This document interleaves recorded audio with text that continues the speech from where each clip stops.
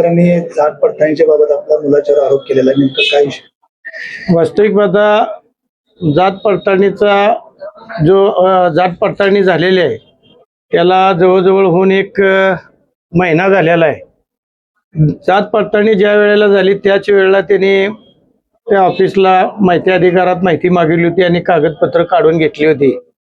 मला वाटतं त्यांनी सगळीकडे प्रयत्न केला कोर्टात याच्यात जाऊन बाबा रद्द करण्याचा, ते कुठंच होत नाही, त्यांच्या निदर्शनास आलं।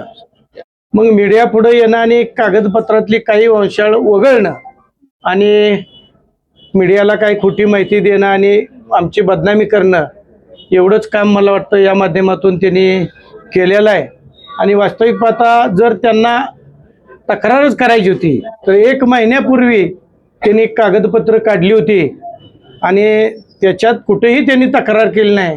आणि आज आम्ही सभापती होणार म्हटल्यानंतरच त्यांनी मला वाटतं काल त्यांनी हा मुद्दा उपस्थित केला आणि मला वाटतं मीडियापुढं प्रसिद्धी केली। वास्तविक पाहता मीडियापुढं येऊन ही प्रसिद्धीच आहे। दाद मागायची झाली तर योग्य ठिकाणी त्यांनी जायला पाहिजे, योग्य ठिकाणी जाण्याचं सोडून मीडियापुढे येतात म्हणजे मला वाटतं यात काही तथ्य नाही। जी पडताळणी झाल्या आणि जी पडताळणीची जी कोण पडताळणीचं मंडळ आहे त्यांना घटनेनं अधिकार दिलेला आहे आणि घटनेप्रमाणे मला वाटतं माझी जात पडताळणी क्लिअर झाली आणि त्याचं प्रमाणपत्र आपण संबंधित कलेक्टर ऑफिसला दिलेलं आहे। बरेच दाखले त्यांनी दिलेत की 100 वर्षाचं वय वगैरे असे बरेच असं काय नाही, त्यांनी सगळं पाहणी करून दिलेलं आहे। जो नवीन शासनानं जो JR दिला की रक्ताच्या नातेसंबंधी त्याच्या आधारावरती त्यांनी ही जात पडताळणी करून दिलेली आहे आणि वास्तविक पाहता त्यांच्या अधिकारात त्यांनी केलेलं आहे। पालकमंत्री सुद्धा म्हणतात की जर काय चुकीचं जर निघाल तर कारवाई करण्यात येईल। नाही, चुकीचं निघाल्यावर कारवाई होतच राहते, चुकीचं निघायला पाहिजे ना। बदनामी करण्याचं षडयंत्र, बदनामी करण्याचं काम आहे। वास्तविक पाहता आमच्या आटपाडी तालुक्यामध्ये जी निवडणूक झाली ही इतर जिल्ह्यातल्या तालुक्याप्रमाणे झालेली नाही आणि निवडणूक आमच्यात जी कडवी झाली त्या निवडणुकीमध्ये आम्ही लढताना राजेंद्र अण्णा असतील किंवा आम्ही असेल, अनिल पाटील असतील, भारत पाटील असेल, अशी समविचारी माणसं आम्ही एकत्रितरित्या ही जिल्हा परिषद आणि पंचायत समिती निवडणूक लढलो। या निवडणुकीमध्ये 4 जिल्हा परिषद पैकी 3 जिल्हा परिषद सदस्य आमचे निवडून आले, 8 पंचायत समितीपैकी 5 पंचायत समिती सदस्य आमचे निवडून आले आणि आम्ही निवडून आल्यानंतर समविचारी लोकांनी एकत्रितरित्या बसून ठरवलं की आपण जी वर जात असताना या निवडणुकीमधनं जिल्हा परिषदमध्ये कुणासंग गेलं पाहिजे। मग जर आपण ज्याच्या विरुद्ध कडवं लढलो आणि ज्याने या निवडणुकीला रूप वेगळं दिलं, मला वाटतं त्या सगळ्या घटनेला कारणीभूत हे गोपीचंद पडळकर आहेत।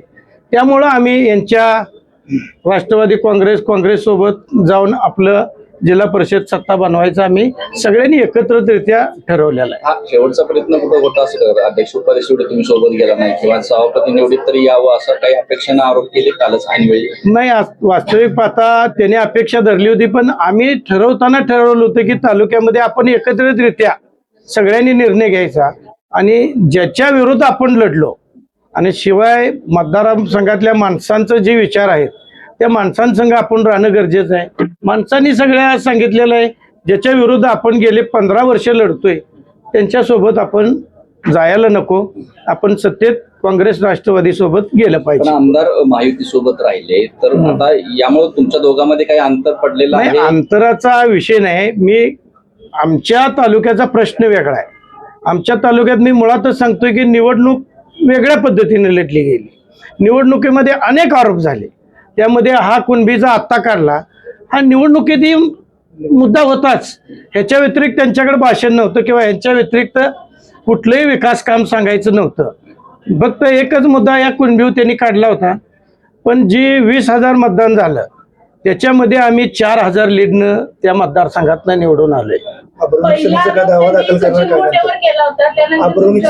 दाखल करणार नाही, यात कायदेशीर जरा माहिती घेतोय आणि अब्रू नुकसानीचा दावा तर निश्चितपणाने करणारच आहे, पण जरा माहिती वकिलाचा सल्ला घेऊन यापुढे आम्ही जाऊ। तुमची भूमिका आता पुढची काय असेल? म्हणजे पक्षासोबत तर तुम्ही आता राहिलेलं नाही आहात, महाविकास आघाडी तुमची भूमिका वैयक्तिक तानाजी पाटील म्हणून कुठं? आता वास्तविक पाहता आम्ही शिवसेनेच्या चिन्हावर निवडून आलोय, बरोबर।